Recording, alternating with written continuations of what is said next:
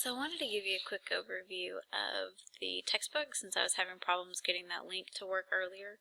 So just a reminder, if you go here to where it says Revel link, that should launch the textbook for you. I'll give it just a second. Hit Open Revel and it will take you to the textbook link.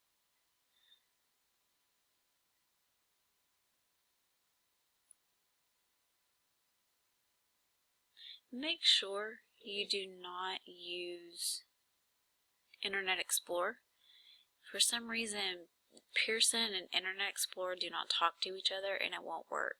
Instead, you can use Firefox or you can use Google Chrome, which are both free downloads if you don't have those already. So it just took me straight to our course as if I had already put in my access code.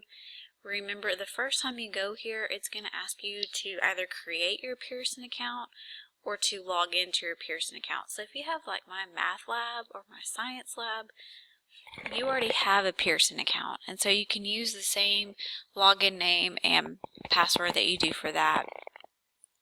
Then you also need to put in the access code or start the 14-day free trial. If for some reason your access code does not work, you have the combined volume, you have not used it for the second half of the course yet, and it doesn't work, I can't fix it. You will have to call Pearson IT support or you can do a live chat with them, but all that is on the help screen. So once you get into the course, you get past that login page, you'll notice down here at the bottom is the calendar. All the due dates are here. So the first one is March 27th, next Monday. If you look here, we've got chapter 16 and chapter 17. So 16, it's just reading. There's nothing due, there's not a quiz due or anything with chapter 16, you just read. But you'll notice down here on chapter 17, it's blue. That means that you have an assignment embedded in chapter 17 you need to complete. So what I recommend doing is actually reading first before you attempt the quiz. So go through and read the sections. I would actually start with the intro. Don't skip to 17.1.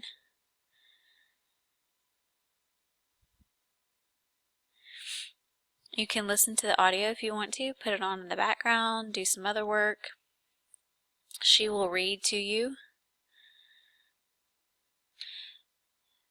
If you're a nerd like me, I do like to read the documents in here just to get more perspective about like what are the Chinese 6 companies, the letter to President Grant, what are they complaining about? It's probably something to do with the Chinese Exclusion Act.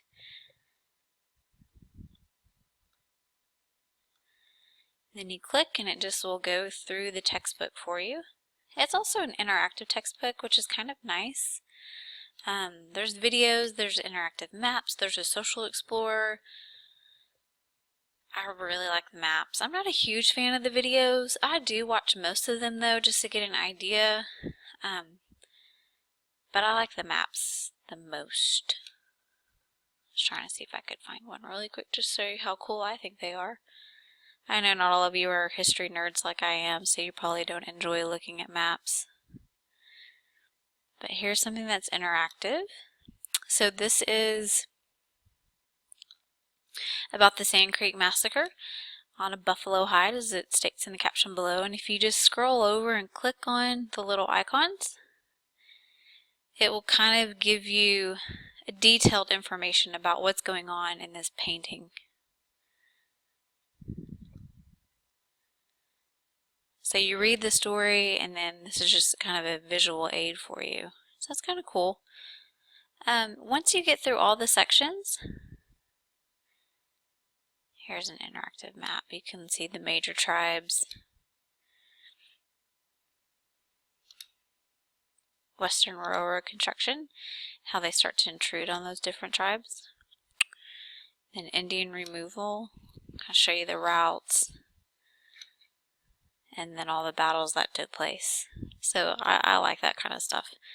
Like I said, I know that you guys don't have to. But the nice thing is, if you log out and say you don't want to read anymore today, you want to come back tomorrow, it will log you in to exactly where you logged out. So we're on 17.2.2. tomorrow, if you wanted to come back and start reading again, this is right where you would pick up. You can also scroll down here at the bottom. For some reason, sometimes, it gets off or anything like that. Come down here.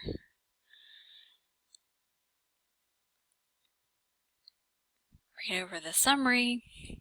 And then you should be able to take the quiz. And that's the cool thing about the quizzes. The quizzes are not timed either. So, and you can toggle back and forth within the chapter if you want to. So each question is worth 3 points. You miss it the first time, it's going to go down. You get 2 attempts to answer each question. So, let's see how I do on this first one. Hopefully it won't take you guys this long to load as it's taking me today. Okay, this is a trick question. In what areas of the United States did the Indians predominantly retain control after 1860? Your book is going to say Oklahoma, and then it's going to say the Great Basin, or vice versa. Think larger. Don't think of this question about being in Oklahoma. They are going to predominantly retain control of the Great Basin area. So again, sometimes these are like trick questions. We're going to choose the Great Basin. That's correct. If we had chosen Oklahoma, it would have given us where to go in the textbook to reread that part and then to think about it, and we would have one more attempt to try to get some points, but we got maximum points on that one. So let me try to get one wrong so you can see how it looks if you accidentally mess up. The Burlingame Treaty of 1860.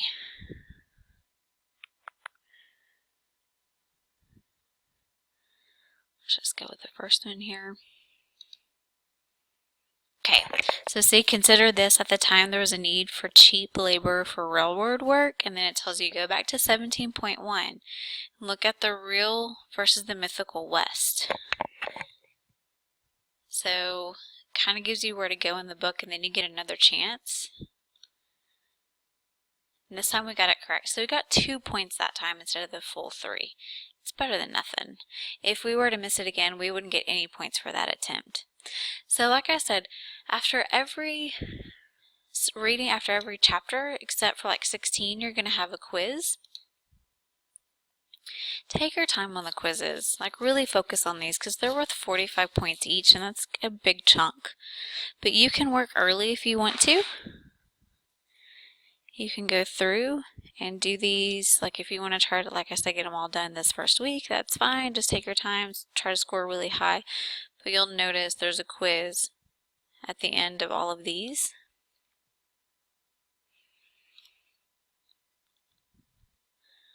And they're due every Monday.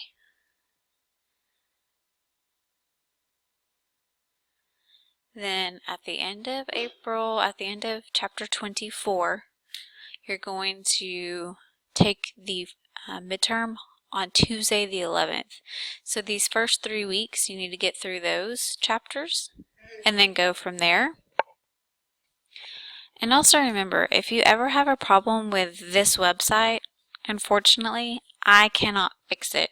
You're going to have to go use the help tool or call Pearson for help with your Revel account. It's nothing that I can fix. I do not recommend waiting until the very last minute Monday night to try to do these. Start these over the weekend, and that way if there's a glitch or if Pearson goes down, you at least have something that you've attempted and something will be submitted for you. And again, I can't reopen these quizzes. That's not how they work. If you miss a due date or a deadline, you can still take the quiz to study. You just won't receive any points for it. So hopefully it's not too hard. Once you get in there and you figure this out, it's pretty easy to navigate the textbook if you've never done it before. But work on it this first week.